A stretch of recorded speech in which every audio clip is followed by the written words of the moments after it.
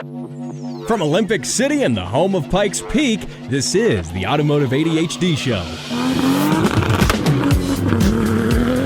Oh yeah, here we are, rocking it for another great edition of the Automotive ADHD Show. My name is Matt West, here to talk to you about cars. And I got a fun show in the works for you today. Got a lot of good things going on, and I've been out and about enjoying a little bit of the nicer weather we've had this past day, at least. It's suddenly warmed up. I mean, the second it warms up, I'm out there trying to do stuff on the cars. And we had a cold snap in like the middle of the week here in Colorado, and we were seeing negative temperatures, like -5, -10 degrees.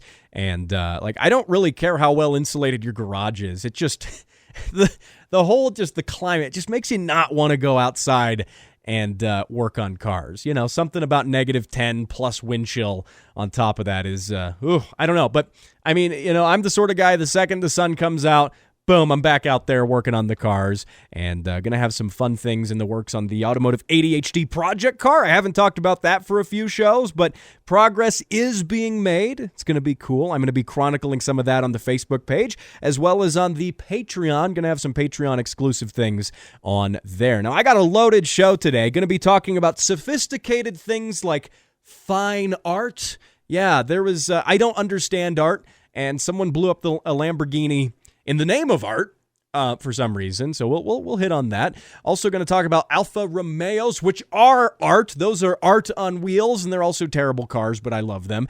And, of course, going to have a return guest, someone you may know. He's really cool. He's going to be talking about drive-by-wire throttles. Yeah, why are they cool? Why don't they actually suck as bad as people say they do? In fact, I would argue they're better than cable throttles. So that's going to be in the last half of the show. And also, I have the winner of this month's Car Sound giveaway. Yes, the second inaugural winner. Well, it can't really be the second if it's, or it can't be the inaugural if it's the second, but you get the idea. And that winner could be you. So you got to stick around. That's also going to be in the last segment of the show. Now, ladies, gentlemen, Saturn Skies, I want to follow up. Before we get into anything else, I want to follow up on that ship fire, the container ship fire from last week. Well, that continued drifting through the sea for the past week on fire. It's eventually gone out. The crews were able to get on there, put the rest of the fire out, and stop the ship. So that is good. Just a little follow-up there. Now, if you didn't catch last week's episode, I would encourage you to go listen to that. But the long story short is there was a container ship full of about 4,000 cars, many Volkswagens, but also Audis, Porsches, and Lamborghinis, Bentleys as well, pretty much everything there. And the whole ship went up in flames. Now they're saying, after getting crews on board and assessing the damage, that everything is a total loss. Doesn't sound like any of the cars survived the blaze, and the news is reporting that it was a $438 million loss. Wow. That's a lot of money. Now, the good news is no lives were lost. So that's the best news right there. No one died in this, so that's good. But $438 million, gosh, I would hate to be this shipping company's insurance company right now. But, then again, that's what insurance is for. And it's a big bummer for the 4,000 people, basically, who had cars on that boat, who had been waiting for a year or more on their cars that they purchased, and they were waiting from the factory, and the supply chain is already stressed as is. It's already hard enough to get cars. So that's a bummer there. And maybe, I don't know, some of these cars will show up on some YouTuber is going to buy them, I guess, and maybe restore them. I don't know. I would expect that of one of these YouTubers who restores, oh, we bought a salvage car and we're going to fix it. Yeah, burnt to a crisp, Porsche. That won't end well, but I wouldn't be surprised if someone ends up with one of these cars. Mark my words, you heard it about it here first. Now, let's tease some of that accidental destruction into some senseless, deliberate destruction. Yeah, but before we do that, let's talk about NFTs, non-fungible tokens. And why does this matter for cars? Well, It's a long story, but you've probably heard about NFTs in the news. Basically, they're a piece of digital art with a unique code, so only you own that image or that, photo. No one else does. I think it's a little ridiculous. But there is an artist, I say artist in air quotes, who deliberately exploded a Lamborghini Huracan for the sake of art. Yeah, can you see? You can't see the air quotes. You got to know they're there, though. And look, I just don't understand art anymore. In fact, I've never understood art in the first place, or art people, people who are into that sort of thing. And now the Lamborghini Huracan, it's not to my taste. Doesn't come with enough rust for me, but it's still a very cool car. And some trendy air quotes artist has decided that blowing one up in the name of art is the cool and trendy thing to do. So they took this Lamborghini and flew it out into the desert, filled it with explosives, and then did what, they do with explosives, and they blew it up. And all, of course, while a fairly high production, expensive TV crew, video crew followed them to document the whole thing. And the video is really strange. I took a look at it. It's not just a video of them blowing up a car. It's interspersed with all sorts of subtext and different images and weird people in masks every other frame. It's kind of weird and unsettling. I don't know. And then they just blow up the car at the end of it. And it's like, to me, maybe I'm missing something about art. I don't know. And maybe this is, art works in statements against things to protest things. And maybe this guy's protesting about cars. He called this car, by the way, not the Lamborghini Huracan, as its name is, but the $ car, however you want to pronounce it, $ car. Maybe it's a statement about consumerism. I don't know. Money. My opinion, though, is cars are art, and no one can tell me otherwise. And, artists deliberately destroying other art for the sake of art.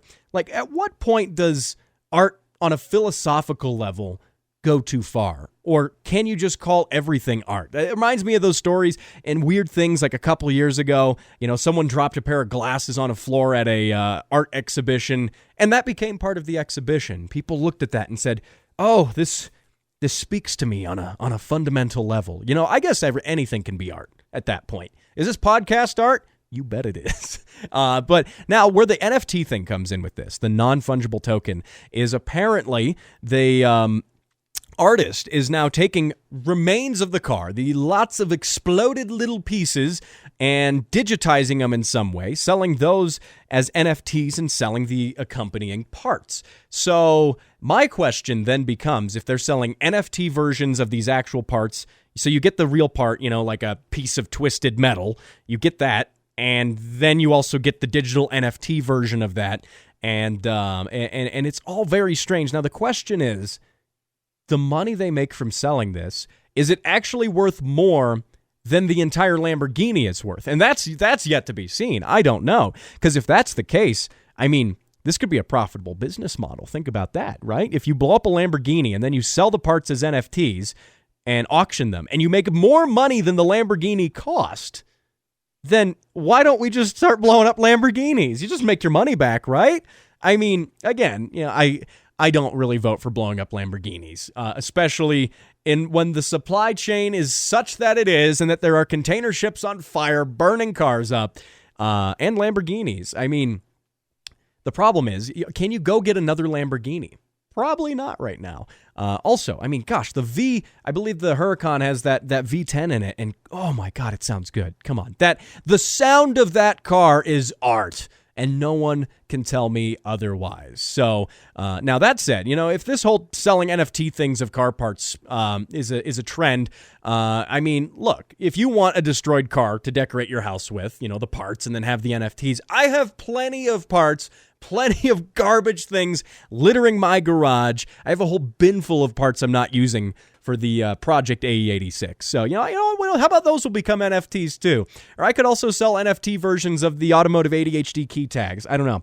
I don't know if anyone's paying money for those right now. It works the other way around. I'm giving those to you. But anyway, so there you go. That is how I don't understand anything about art. Also, speaking of those key tags, if you would like to win one, well, I'm going to announce the next winner in the third half of this show. But coming up next, In just a minute, going to be talking about some other fun things like Alfa Romeos, and why they're not selling, because they're not. That's next. And now for how things work with an engineer. CVT transmissions. And that was how things work with an engineer. For more of how things work, go to patreon.com/throttlewarrior.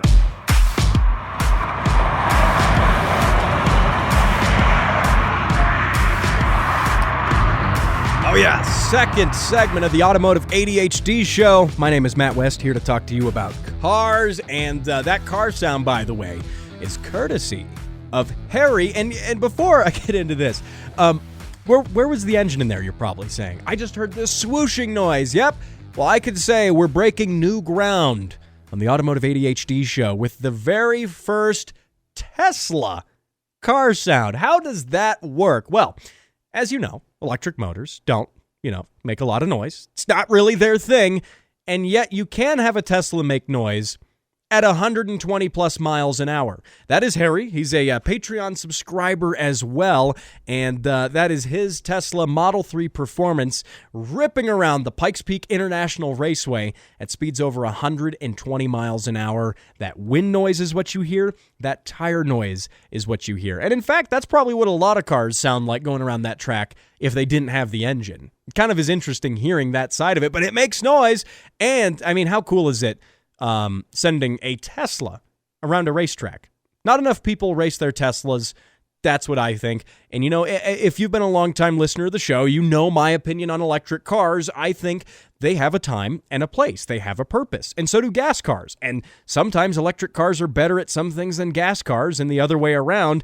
And it's all up to consumer choice, in my opinion, for you to be able to decide which one is best for you. I think it would be great to coexist with gas and electric cars. I don't think, we have to get rid of gas cars to have electric cars. So, but anyway, want to thank Harry for sending that car sound in, and also for being a supporting member of the Patreon, which if you would also like to support the show, like Harry, you can get early access to the show, as well as access to some exclusive posts and updates and all sorts of cool stuff. So get in there.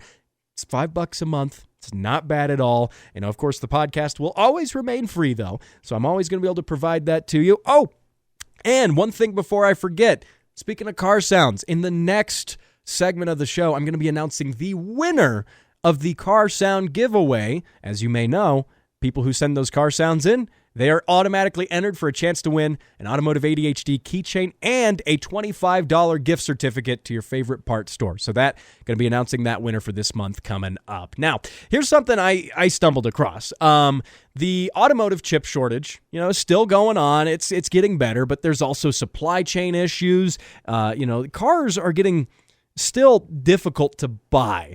You have cargo ships catching fire, Lamborghinis being exploded by rogue, air quotes, artists, and of course, dealership markups, even on normal cars. I mean, cars are harder to buy than ever before, and yet a recent survey has found one car is not as hard to buy. An Alfa Romeo, yes, yep, in the...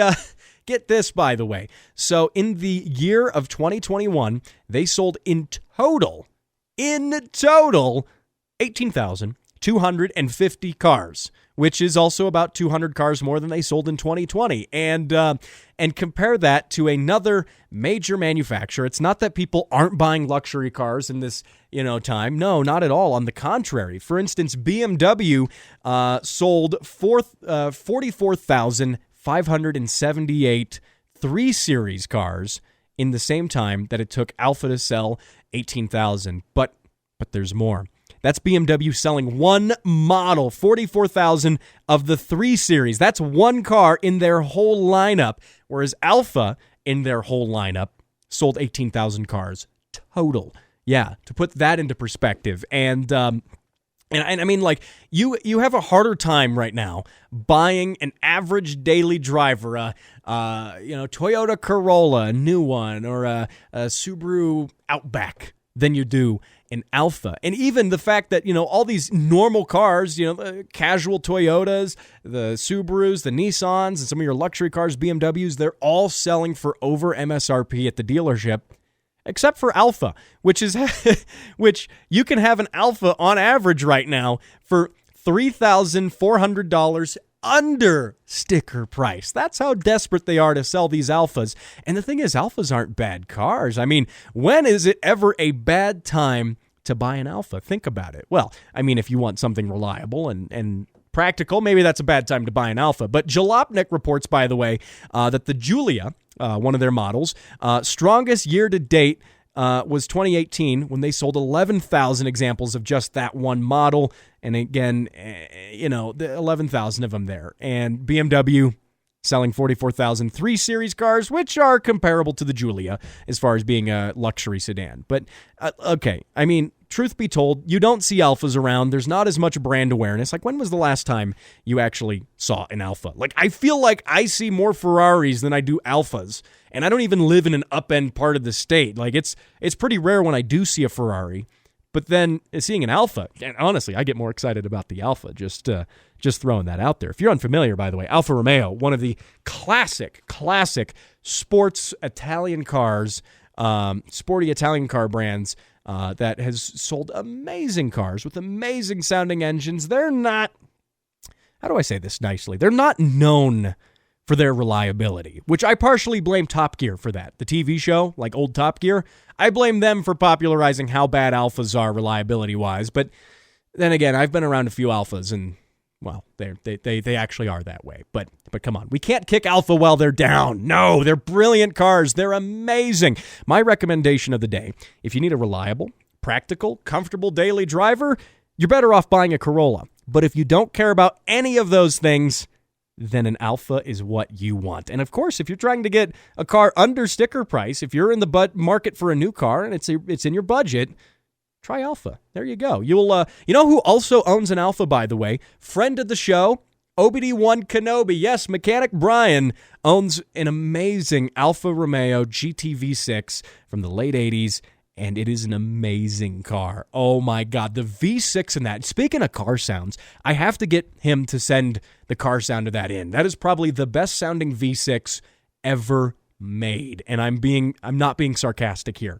Those cars sound fantastic. So, by the way, also, speaking of Alfas, and speaking of OBD1 Kenobi, he is going to be my next guest coming up in the next segment of the show. Yeah, we're going to be talking about drive-by-wire throttles and why they don't suck. Everyone says they suck, and I think everyone's mistaken. And what better person to explain it than the man who does a lot of work on them, Mr. Brian, OBD1 Kenobi. He's coming up next.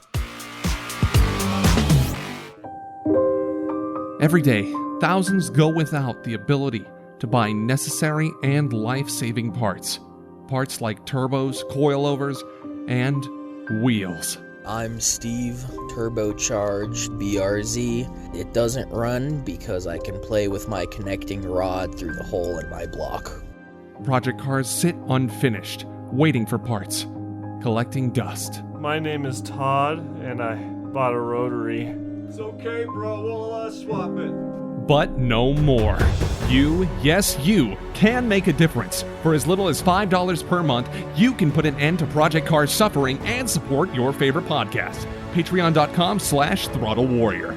Donate now and receive special perks. Sponsored by Autoholics Anonymous and the Speed Council.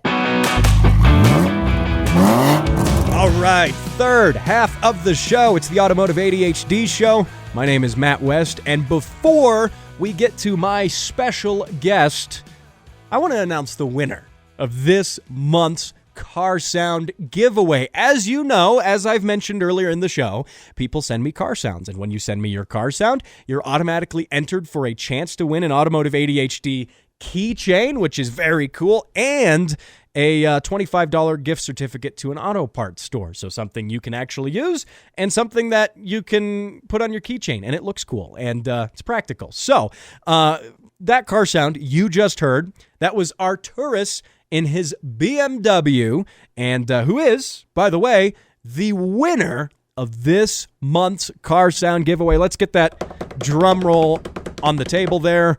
There you go, Arturus. Thank you for sending that car sound in. Gotta love a BMW straight 6. And I will be reaching out to you here shortly to get your address and info. I'll get that stuff shipped out to you. It's going to be awesome. And now, of course, if you, unfortunately, did not win this month, that's okay. Send those car sounds in. I love to play them on the show. And also, if you sent car sounds in anytime in the past, you're still entered for a chance to win. I don't roll this.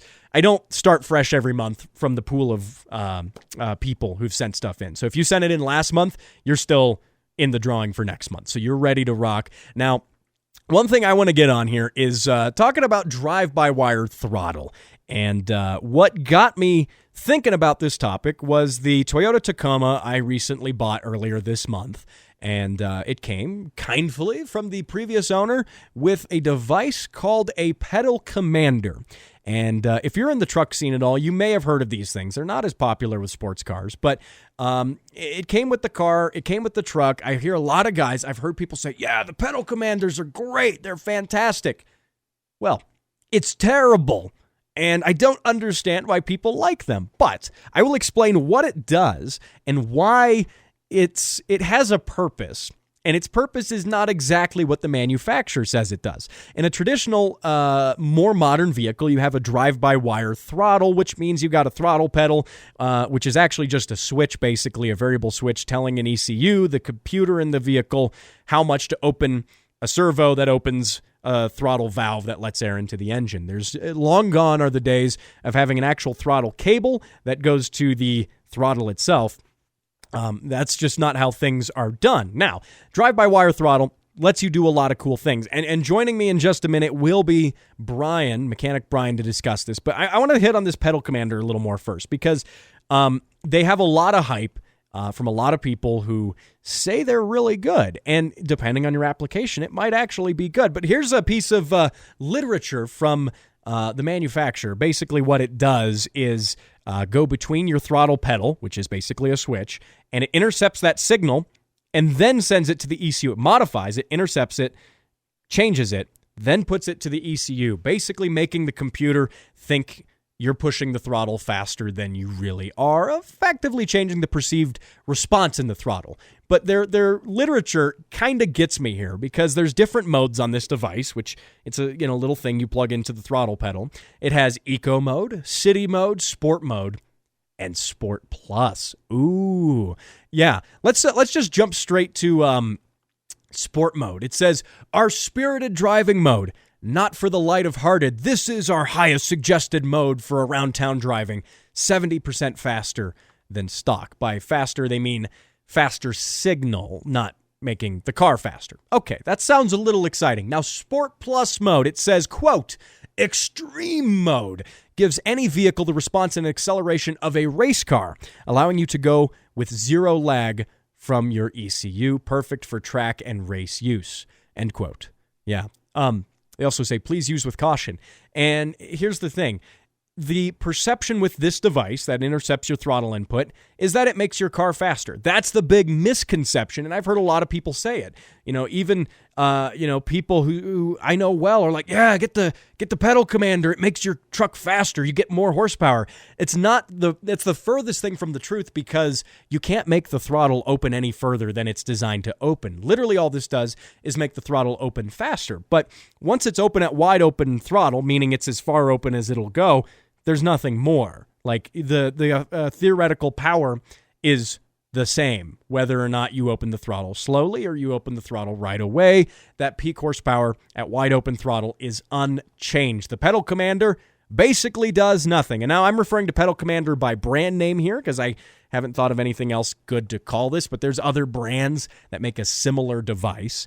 The only benefit to this device, and again, this can be applied to a lot of cars, trucks, and other things. It's more common in the truck scene, like the truck bros and like the big mall crawler guys seem to like these. But what it can do is if it's telling the ECU that you open that pedal faster than you did, it'll actually trigger an automatic transmission kickdown sooner because the ECU is looking for you to push the pedal all the way, and then it says, oh, and now I'm going to change gears. Well, if you have this pedal commander in the highest sensitivity. If you have it there, you just breathe on that pedal. You give it like the tiniest little input, and it triggers wide open throttle. So that can effectively make it feel like it has less lag because you're telling it to, go wide open throttle when you're breathing on the throttle, and then it initiates a transmission down change sooner, downshift sooner than it would if you didn't have it. That's one benefit from that. Now, my truck that I bought is a manual, which means it's missing out on the primary thing that the pedal commander does, which is improve the response so that the transmission shifts sooner. Yeah, and now, granted, I have now listed my pedal commander, by the way, for sale, and I have locked in a buyer, and that buyer is going to buy this before this show airs, so before they hear me talking crap about these pedal commanders. The issue is with it in a manual transmission. You might say, well, why would you want to not have that? Wouldn't you want the more response? Well, the fact is, it changes the frequency, the response of the pedal. Basically, if you're putting 10% pedal down, you're not getting 10% throttle opening. You're getting 40, 50, 60, 100%. It changes in the different modes. Whereas factory, it's linear. 10% pedal equals 10% throttle valve opening. And it makes it very, I would say, as someone, who does performance driving, who does track driving, and it needs that precision when you're downshifting and heel towing and doing all these things, it actually makes it objectively harder to do that. Also, in a manual, if you have it in that Sport Plus mode, where at literally like 5% throttle pedal, you have 100% throttle opening, it's impossible to start from a dead stop with the manual transmission without destroying your clutch. Like, you try to get it out, you try to ease it off the line and breathe on the pedal, and nope, the truck wants wide open throttle, and you're not even done letting the clutch out, and all you do is end up burning your clutch. So that's my argument against this device. It doesn't give your vehicle more power. Now, the sales literature doesn't explicitly say that, but the way it's worded makes you think that. And also, it makes the vehicle very difficult to drive if you have a manual. The only applicable thing I see it for is if you want the automatic transmission to change down sooner and feel more responsive if you, again, have an automatic vehicle. But at that point, why wouldn't you just put the automatic into the manual mode that all modern automatics have and then just change down when you wanted to? I don't know. I think it's a silly device, but it brings me to an interesting debate about drive-by-wire throttles. I hear a lot of guys say they're too complicated, they're dumb, they're not as good as they sound, and I'm here to debunk that, which brings me to my next guest who has a ton of experience in this field. You may already know him, but if not, he's a professional mechanic, and he has been for nearly 10 years working at a big-name Volvo dealership, as well as running his own business as a performance ECU tuner. Some call him OBD1 Kenobi, but we also know him as Brian. Brian, thanks for joining me.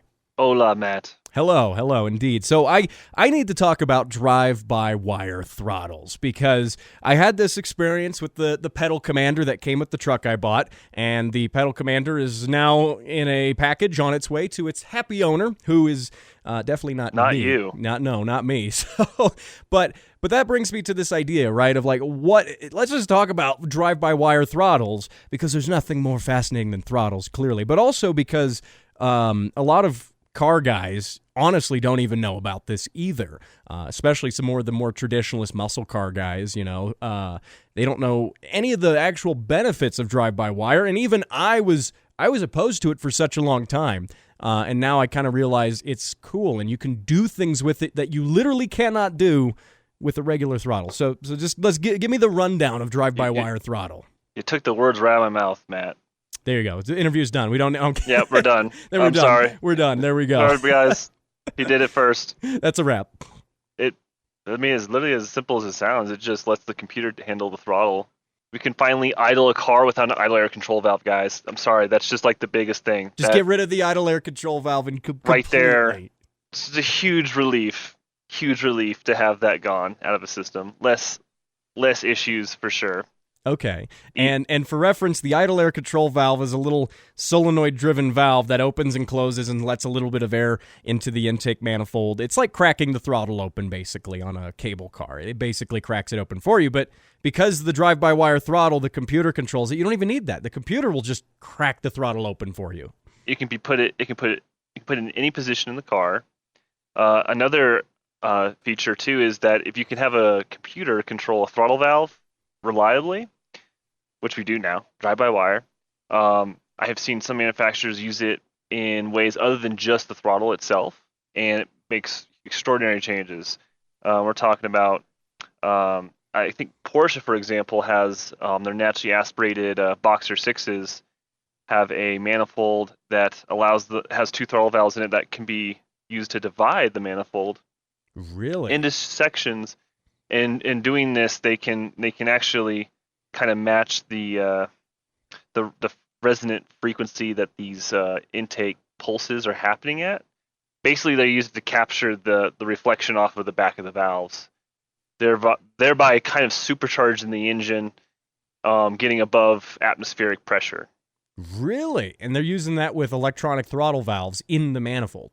Yeah, they can turn them on at certain loads and RPMs, and that's not the only place they've been used. Going to Volvos, they use a naturally open throttle valve that can be shut on command to allow their superchargers to either activate or deactivate and go bypass the supercharger and go straight through the turbocharger. Okay. Allowing for very superior like twin charging.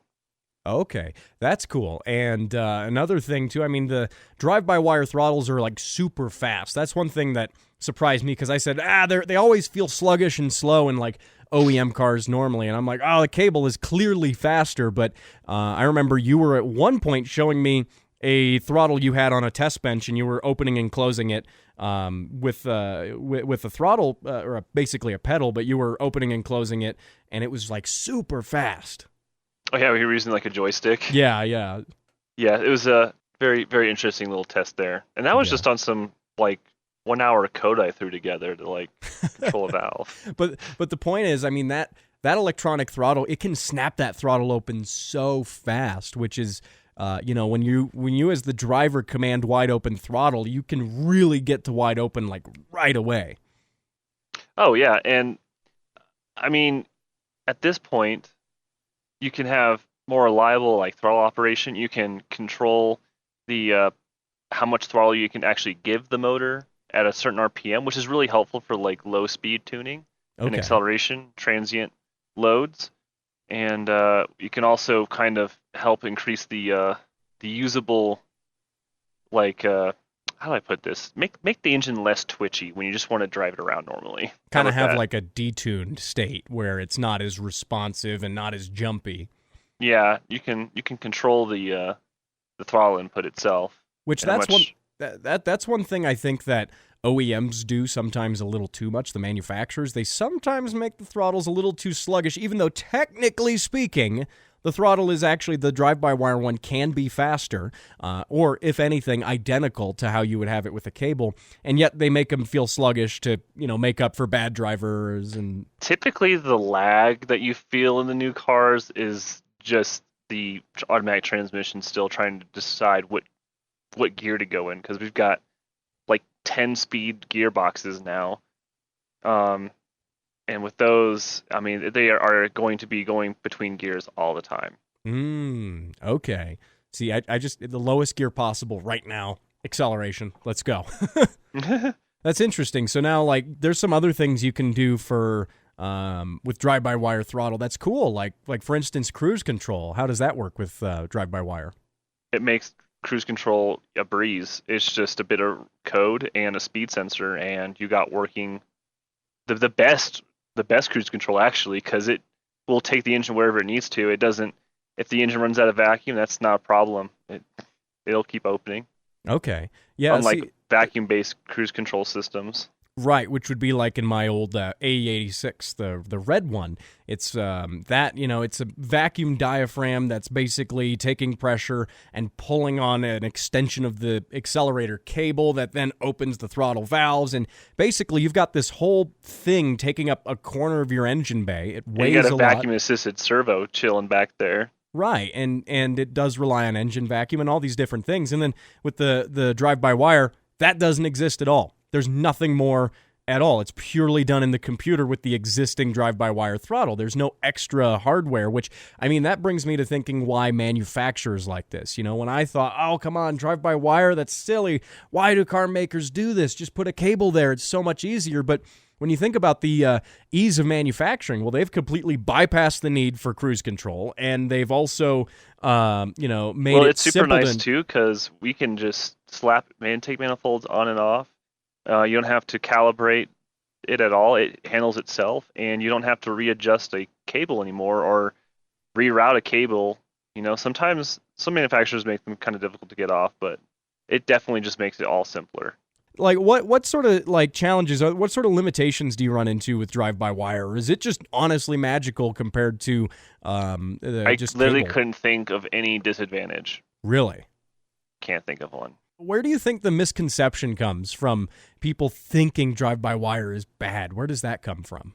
From the first iterations of drive-by-wire. Just like any other new technology, the first visions of it are almost always buggy. Really?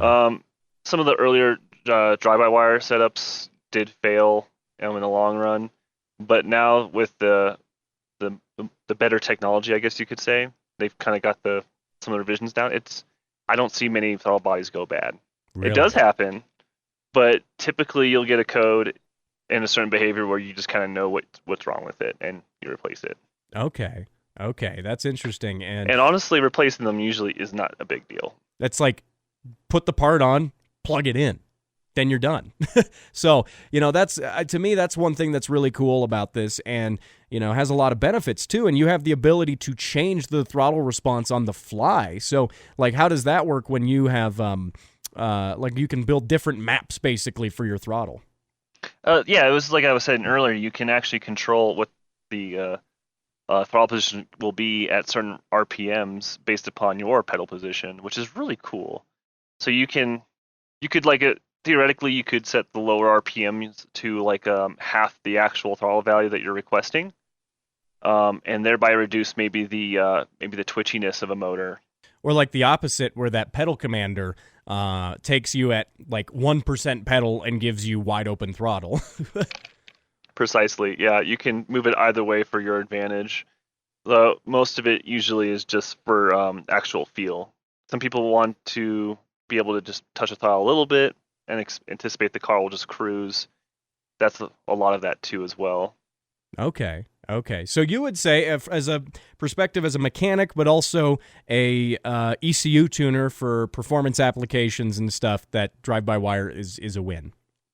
It is a win. It is especially when it'll be a bigger win soon whenever the prices of standalones with drive-by-wire functionality become lower. Okay. Yeah. Because as I said earlier, there's no reason really for it to be this expensive at this point, because I mean, it doesn't take really any code to make these operate. And not to mention they make it simpler because you don't have to have any you don't have to have any PID control involving like stepper motors or pulsed DC solenoids and stuff like that. It simply relies on the throttle position, and that is closed loop controlled by the Class H bridge and the position sensors, and that's pretty simple. It makes tuning easier as well. Tuning becomes easier. Well, the last thing I want to touch on, before we wrap up, though, is also how you can do fun things with the throttle, and you can actually have it respond quicker. So, like, and I think you were telling me about this one time, where if you have a car and you have a standard cable throttle, but you're running it with fuel injection, so there's an ECU, it has to look at your throttle input, and then with the throttle position sensor, and then it has to determine the right amount of fuel to give compared to also the manifold pressure. So how much air is going in and how much throttle. But when you have that drive-by-wire... As simple as the fact that the ECU will be the first to know what you're doing as far as throttle goes before any actual actions occur. Okay, so it has to react to it normally, right? So if you've got a cable, the ECU has to say, oh no, there's input, I must do something now, and there's a little bit of a delay. But with the drive-by-wire, that doesn't happen because the ECU is the one ultimately commanding the throttle to open. Yes, theoretically that would go away. But transient tuning has always been difficult, and that's just another topic for another day. Fair enough.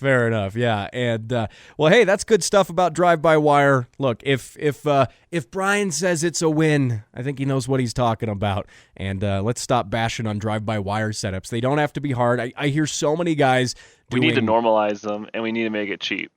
Well, yeah, and I hear so many guys saying, well, I'm just going to go to a cable, or I have to get a different manifold for this LS project, or a different throttle body that supports a cable because we can't reuse the drive-by-wire. But that's just not true. I think my only concern with drive-by-wire, which is the main concern everyone has, is simply just the safety aspect. I think people overplay it, but I definitely can see some potential accidents happening from people trying to build their own drive-by-wires. How does the factory factor in safety when it comes to drive-by-wire? Like, what are the safety concerns, firstly, and then how do they mitigate that? Redundancies and fault handling. It's two systems that have always existed with electronics, but the redundancy is the throttle body itself has two redundant sensors, and so does the throttle pedal. These two inputs are always monitored together and compared, and if they deviate too far from each other or they don't follow each other correctly, if it goes outside that threshold, it just shuts it down and no power is applied to the throttle. So basically avoiding, like, if a sensor malfunctioned and read full input, this would be a fail-safe, and the car wouldn't just take off on wide open throttle. Like if sensor failed and you didn't have your foot on the throttle, but it says, oh, I think there's wide open throttle, this fail-safe system would prevent the car from just taking off uncommanded. Yeah, it would maybe it would jerk from the initial breakage, but other than that, it would just shut down immediately. Unless you do something really wrong, and at that point, that can't really be the machine's fault if you can't install it properly, right? Fair enough. That's like getting your lug nuts tight, okay? That is your job. How many ugga-duggas is a lug nut? The correct answer is none. It's use a torque wrench, not the impact. But anyway. Oh man, I've been doing it wrong this entire time. This entire time. Oh man. Well, hey Brian, thanks for breaking that down. I love getting your opinion about these things on the show, especially from a technical aspect, because it's these things are often mystified in the car scene, and even with just casual drivers, not even car people, these things are kind of mystified. So it's cool kind of breaking that down and making them make sense. Oh yeah, we need a hashtag drive-by-wires. Hashtag drive-by-wire. Let's make it a thing. Brian, thanks for joining me on the show. Thank you, Matt. All right, there you go. Now you have some more insight. You didn't ask for it. But here I am. I have presented you some more insight when it comes to drive-by-wire throttles, how they work, and why they're actually cool. And now, of course, you can take this information and annoy all your friends with it who don't care about drive-by-wire throttles. But you and I, we care about this sort of stuff. That's why you listen to the show right here. Now, of course, I want to thank everybody who has subscribed on the Patreon as well, but also just thank you for listening to this edition of the show. Now, you can't catch this show on the radio. I forget to mention this sometime, but this show also happens on the radio, 91.7 KLZR, Southern Colorado, on Saturday mornings at 10 a.m. And if you're in the Southern Colorado area, I encourage you to catch the radio show as well. And now, of course, you can download this podcast wherever fine podcasts and, this one are downloaded. And I will see you same time, same place next week when I challenge a big purple guy who then blows up the universe. I'll see you then.